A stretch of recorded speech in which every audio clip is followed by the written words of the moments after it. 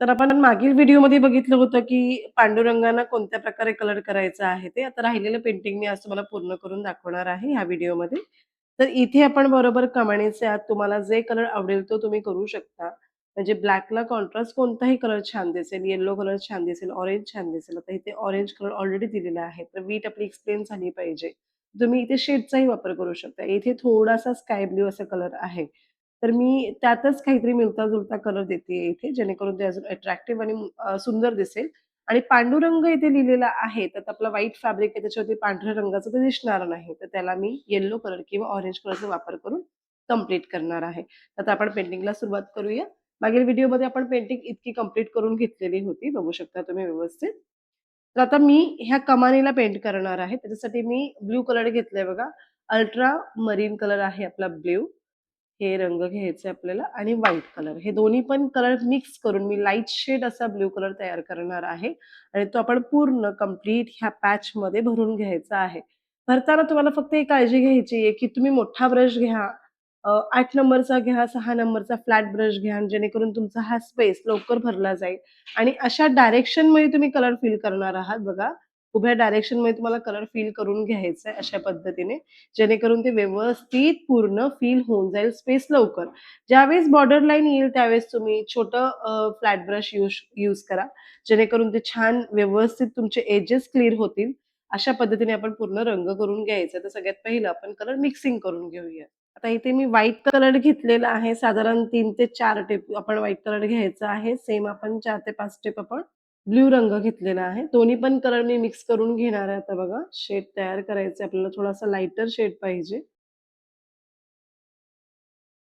अशा पद्धतीने आपण पूर्ण कलर मिक्स करून घ्यायचा आहे.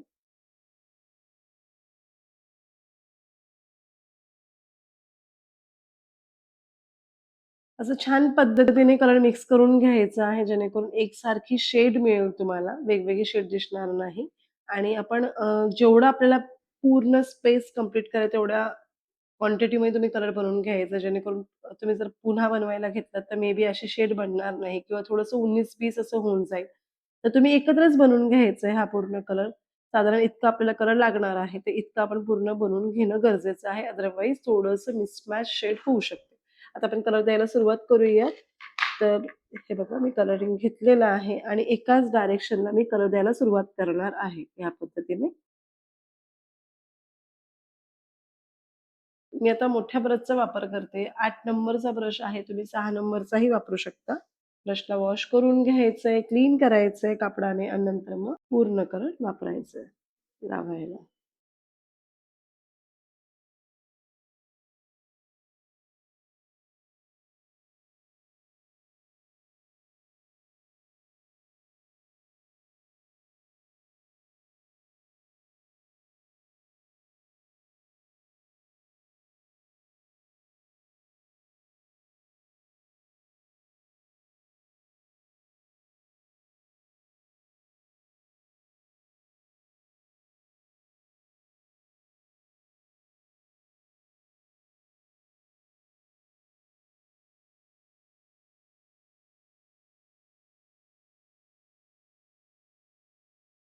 आता बघा आपल्याला जे एजेस आहेत त्याच्यासाठी आपण 000 किंवा 000 चा ब्रश यूज करून एजेस असं छान पद्धतीने व्यवस्थित करून कंप्लीट करून घ्यायचे जेणेकरून ते कलर आपल्या ऑलरेडी केलेल्या पेंटिंगवरती जाणार नाही याची काळजी घ्यायची आहे.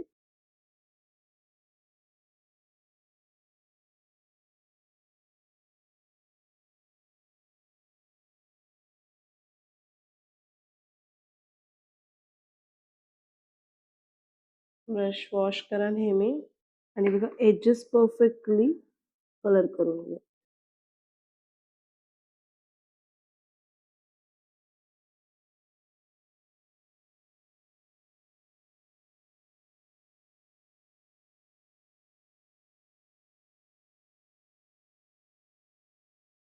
इथेही ह्या मधल्या स्पेसमध्येही आपल्याला ब्लू रंग द्यायचा आहे.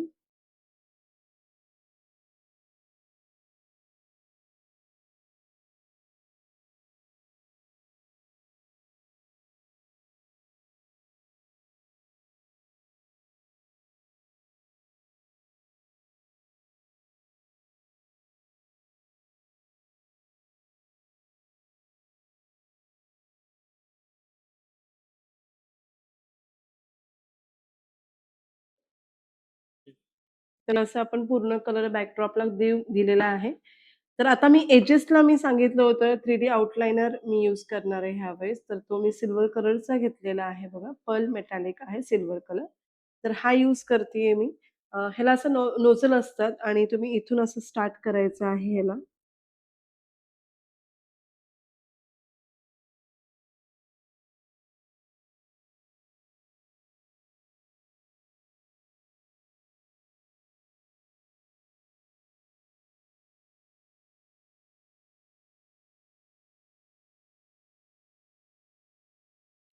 हे कलर ड्राय झाल्यानंतर एक छानशी चमक दिसेल त्याच्यामध्ये. हा सिल्व्हर कलर आहे, लगेच ड्राय होत नाही. तर थोडंसं ड्राय करायला आपल्याला ठेवून द्यायचं आहे. ते छान चमक दिसेल आणि अशी एक कमान मस्त हायलाइट होईल. तुम्हाला पाहिजे तो रंग ह्याच्यात अवेलेबल होतो. तुम्हाला कोणताही रंग पाहिजे असेल तुम्ही तो यूज करू शकता. मी इथे सिल्व्हर कलर यूज केलेला आहे. फक्त काळजीपूर्वक वापरायचं आहे. कलर पटकन निघतं. हे बघा असं. बऱ्याचदा असं पटकन निघतं. तर पहिला ट्राय करून बघा असं फॅब्रिकवरती, की आपल्याला जमतंय का? आणि त्यानंतर मग तुम्ही इथे ट्राय करा. बघा अशा प्रकारे आपण आउटलाईन दिलेली आहे. ते काही वेळानंतर ड्राय झाल्यानंतर थोडीशी शाईन करेल आणि हा जर रंग मेन फॅब्रिकचा अजून वेगळा असेल, तर अजूनही उठून दिसेल. तर ह्याच्यावरती गोल्डही छान दिसलं असतं किंवा तुम्हाला जे आवडेल तो कलर तुम्ही वापरू शकता. अशा प्रकारे आपण कंप्लीट करून घेतलेलं आहे. आता इथे पांडुरंग जे लिहिलेलं आहे, तेही आपण कंप्लीट करून घ्यायचं आहे. त्याच्यासाठी मी रंग यूज करणार आहे येलो कलर.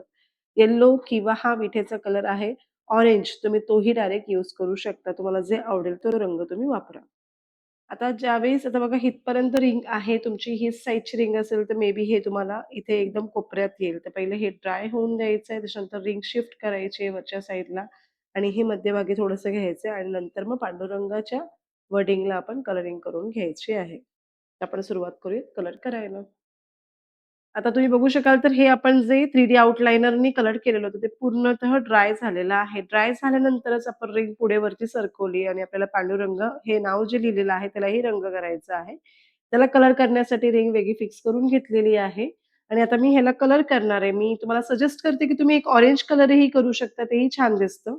अदरवाईज तुम्हाला येलो कलर करायचा येलो कलर करा आणि तुम्ही असा कोणता कुर्ता डार्क शेडचा असेल तर त्याच्यावरती व्हाईट कलरही छान दिसेल. व्हाईट कलरमध्येही करू शकता. तुम्हाला जे आवडेल ते रंगसंगती वापरून तुम्ही करू शकता हे कलर्स. आता मी येलो रंग घेतलेला आहे बघा लेमन येलो रंग आहे. तो आपण वापरायचा आहे. तर आपण तो घेऊयात पहिल्यांदा. आणि हे कलर करण्यासाठी मी राउंड ब्रशचाच वापर करणार आहे. फ्लॅट ब्रशचा करणार नाहीये. का त्याचं कारण सांगते. स्पेस छोटी आहे ही.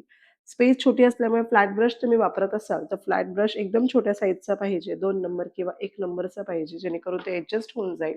अदरवाईज तुम्ही राउंड ब्रश यूज करा. राउंड ब्रश 4 नंबर यूज करतीये मी. आणि आता आपण ह्याला सुरुवात करूयात. येलो कलर मी रिमूव्ह केलेला आहे. ब्रश वॉश करून घ्या, क्लीन करून घ्या आणि आता आपण येलो कलर करायला सुरुवात करूया. पाणी बिलकुल नकोय ब्रशमध्ये. जसे शब्द आहेत त्याचप्रमाणे ब्रश वळवायचा आहे आपल्याला. त्याचप्रमाणे टर्न करायचं आहे.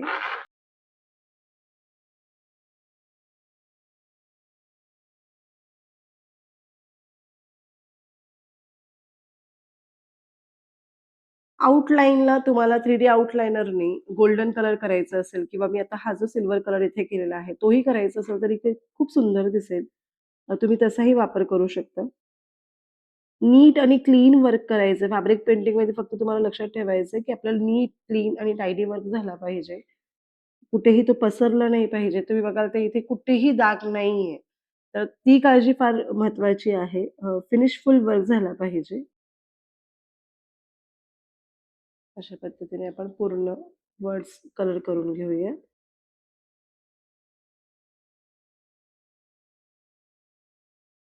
सुरुवातीला फॅब्रिक पेंटिंग करताना कदाचित तुम्हाला भीतीही वाटेल. पटकन कलर कशा पद्धतीने होतोय किंवा फॅब्रिक आपल्याला हँडल करता येईल की नाही येणार. तर तुम्ही पेपरवरती प्रॅक्टिस करा. थोडीशी पेपरवरती प्रॅक्टिस केल्यानंतर तुम्ही कापडावरती ट्राय करा. पण कापडावरती कॉन्फिडंट निर्माण होण्यासाठी मी तर सजेस्ट करेन, की कापडच तुम्ही सतत वापरला पाहिजे जेणेकरून तो कॉन्फिडंट ऑटोमॅटिकली तुमचा बिल्ड व्हायला सुरुवात होईल. अ, पेपर थोडंसं ईझी असतं, कम्फर्टेबल असतं, कम्फर्ट असतं आपल्याला करायला म्हणून आपण पेपरवरती छानच करतो.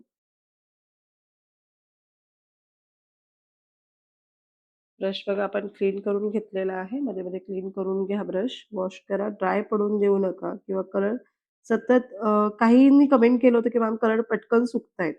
तर मी तुम्हाला सजेस्ट करेन, की कलरिंग करताना थोडं फास्ट कलरिंग करायचंय, जेणेकरून कलर सुकणार नाहीत. कलरिंगला थोडंसं फास्ट करणं इम्पोर्टंट आहे. त्याचे कलर एकदा ड्राय झाले, तर मग तो एकदा पहिला कलर तो पुढे सरकत नाही आणि तिथेच तो पॅचसारखं तयार होऊन जातं. आणि दुसरं प्रिकॉशन असं मी तुम्हाला सांगितलं होतं, की फॅनचा वापर कलरिंग करताना थोडंसं कमी ठेवा आणि बॉक्स तुमचे जे काही बॉटल्स आहेत, त्याला नेहमी कॅप लावून ठेवा. मग कलर सुकणार नाहीत किंवा ड्राय होणार नाहीत. आणि खूप प्रमाणात कलर काढू नका बाहेर. जेवढं आपल्याला लागणार आहे तेवढेच कलर काढा, रिमूव्ह करा. जेणेकरून ते पटकन ड्राय होणार नाही. परत लागतंय, परत काढा कलर ह्याच्यामधून बॉटलमधून. तुमचा हात बसेपर्यंत तो वेळ लागणार आहे, नंतर नाही लागणार.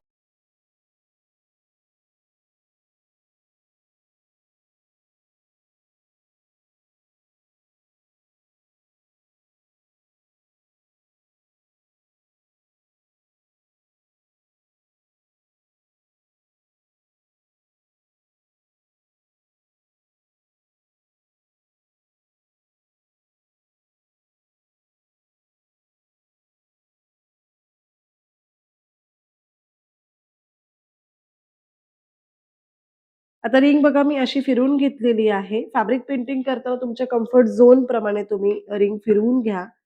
जसं तुम्हाला कम्फर्टेबल असेल तसं. आपल्याला आरी वर्कमध्ये एकाच डायरेक्शनला बसून काम करायचं असतं. तसं ह्याच्या बाबतीत नाहीये. तुम्ही रिंग फिरवू शकता आणि करू शकता. कारण की आपण ही रिंग फक्त रिंग लावून आपण फॅब्रिक लावलेलं आहे. आपण स्टँडवरती लावलेलं नाहीये. तर काहीच प्रॉब्लेम नाहीये. तुम्ही इकडे-तिकडे मूव्ह केलं.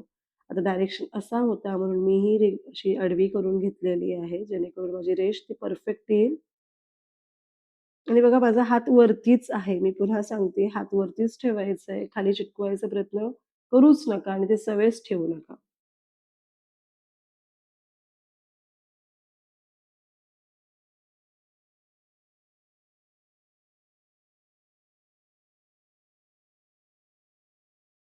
खूपच ट्रेंडी आहे हे पेंटिंग आणि खूप चालणारं पेंटिंग आहे. तर नक्कीच ट्राय करा. मी सजेस्ट करेन सगळ्यांना आणि खूप सुंदर दिसतं कुर्त्यावरती. तुम्ही मुलांच्या कुर्त्यांवरती करू शकता. ज्यावेळेस त्यांच्या स्कूलमध्ये फंक्शन असतं वारीचं, त्यावेळेसही तुम्ही असं करू शकता पेंटिंग. आणि आपण केलेलं पेंटिंग मुलांना दिलत तर किती छान वाटेल, किती प्राईड फील होईल तुम्हाला आणि मुलांनाही सांगताना खूप छान वाटेल, की माझ्या मम्मीने केलं आहे किंवा माझ्या ताईने केलं आहे किंवा माझ्या काकीने केलं आहे. मस्त वाटतं हे.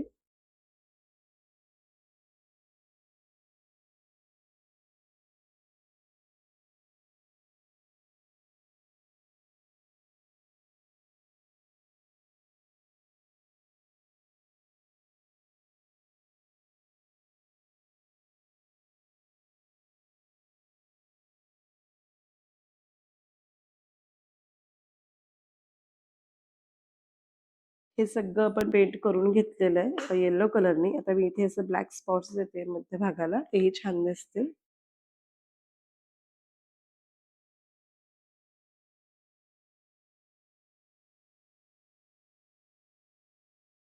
तर ह्या पद्धतीने मी पूर्ण पेंटिंग पांडुरंगाचं कंप्लीट करून घेतलेलं आहे आणि सगळे डिटेलिंग तुमच्याबरोबर व्यवस्थितपणे शेअर केलेले आहेत.